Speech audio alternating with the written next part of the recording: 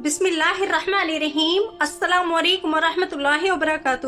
آپ سبھی کیسے ہیں؟ امید کرتی ہوں سبھی بہت اچھے ہوں گے، اور الحمدللہ میں بالکل ٹھیک ہوں آپ لوگوں کی دعاؤں سے۔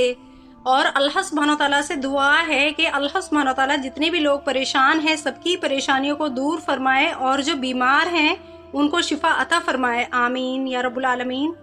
آج کا میرا بہت ہی اہم ٹاپک ہے کہ اسلام کیا کہتا ہے دہیج کے بارے میں۔ اللہ سبحانہ تعالیٰ نے جو نکاح کا رشتہ بنایا ہے یہ بہت ہی خوبصورت رشتہ بنایا ہے۔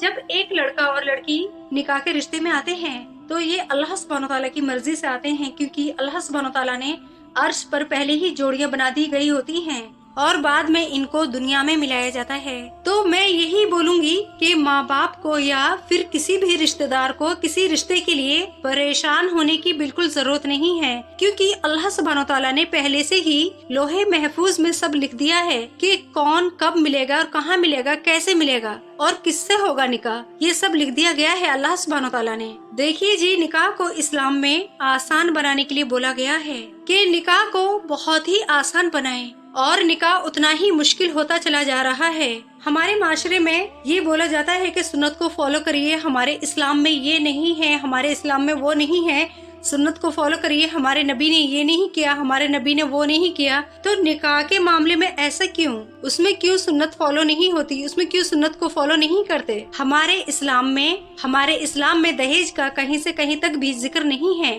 اگر لڑکی کے گھر والے کچھ اپنی خوشی سے دینا چاہتے ہیں ایز اے گفٹ تو وہ دے سکتے ہیں، اس کو دہیج کا نام نہیں دیا جائے۔ ہمارے اسلام میں دہیج کا ذکر کہیں سے کہیں تک بھی نہیں ہے۔ اچھا جی، اب آپ یہ دیکھیے جب لڑکے والے لڑکی کو دیکھنے کے لیے جاتے ہیں تو ان کی ڈیمانڈ کیا ہوتی ہے؟ سب سے پہلے تو لڑکی خاندانی ہو، خوبصورت ہو، لمبے بال ہوں، پڑھی لکھی ہو، اس کے اندر وہ ساری خوبیاں ہوں جو وہ چاہتے ہیں، وہ لڑکا چاہتا ہے۔ اور پھر یہ دیکھیے کہ اس کے بعد یہ دیکھتے ہیں کہ دہیج میں کیا ملے گا، کہ ماں باپ کے پاس کتنی پراپرٹی ہے، ان کے لڑکے کو دہیج میں کیا دے سکتے ہیں۔ اور یہ دیکھیے کہ پھر ان کی ساری ڈیمانڈیں پوری ہوتی ہیں۔ ساری ڈیمانڈ پوری ہونے کے بعد شادی ہو جاتی ہے، اور وہ لڑکی کو شادی کر کے نکاح کر کے اپنے گھر لے جاتے ہیں۔ پھر شادی ہو کے وہ لڑکی اپنے سسرال چلی جاتی ہے، بہت اچھے طریقے سے وہاں رہتی ہے اور اس رشتے کو نبھانے کی کوشش کرتی ہے۔ پھر بچے ہوتے ہیں۔ اب یہ دیکھیے کہ بچے ہونے کے بعد یہاں پہ ٹویسٹ آتا ہے۔ اب اس شوہر کو کوئی اور لڑکی پسند آنے لگتی ہے، وہ اپنی بیوی کو پریشان کرنے لگتا ہے اور بچوں کو پریشان کرنے لگتا ہے۔ اب وہ یہ کہہ کے پریشان کرتے ہیں اپنی وائف کو کہ ہمارے اسلام میں ایک سے زیادہ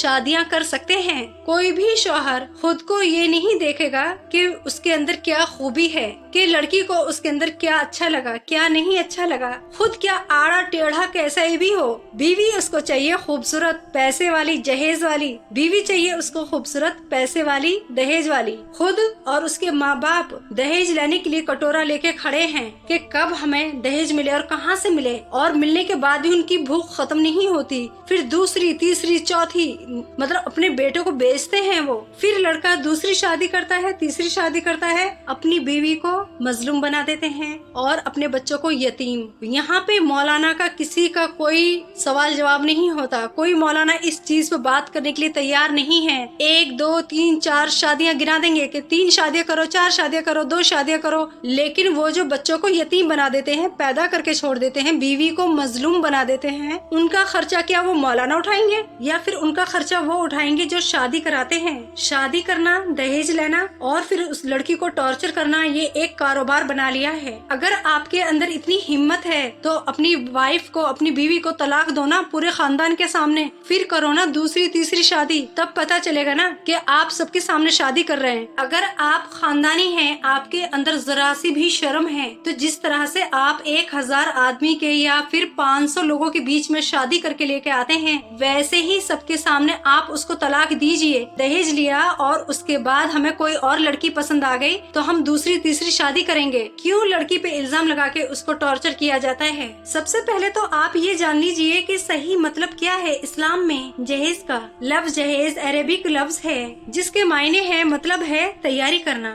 जहेज लड़के की जिम्मेदारी होती है, ये लड़के को देना होता है, क्योंकि शादी की सारी तैयारी लड़के को करनी होती है। जिस तरह मोहम्मद सल्लल्लाहु अलैहि वसल्लम ने उसे बेचकर हजरत अली रजी अल्लाह ताला अन्हु के लिए तैयारी की, जिसको जहेज कहा जाता है, ये शरियत जायज है। लेकिन हमारे मुआशरे में जहेज उसको कहा जाता है जो लड़की अपने घर से लेकर आती है सामान, जिसके लिए लड़के वालों की तरफ से पहले ही लिस्ट तैयार कराई जाती है। लेकिन इसकी शरीयत में कोई हैसियत नहीं, और ये लड़के की बेगैरती का सबूत है। लड़की को जहेज देना ये हिंदुओं की परंपरा है, क्योंकि हिंदू इसी को कन्यादान कहते हैं। से ये वाज़ेह होता है, कुरानी आयत और हदीस से ये वाज़ेह होता है कि शादी एक सादगी का नाम है। शादी होने से मुआशरा सुधरता है और दो खानदान एक होते हैं और नई नस्लों की शुरुआत होती है। ऐसी कोई आयत नहीं या कोई ऐसी हदीस नहीं जिसमें ये लिखा है कि लड़की को जहेज देना चाहिए। सारे दलाइल यही कहते हैं कि लड़के को मेहर देना चाहिए, और ये अल्लाह सुब्हानो तआला का फरमान है और रसूलुल्लाह सल्लल्लाहु अलैहि वसल्लम की कौल भी है, और ये अल्लाह सुब्हानो तआला का फरमान भी है और रसूलुल्लाह सल्लल्लाहु अलैहि वसल्लम की कौल भी है और सहाबाए इकराम की जमात भी।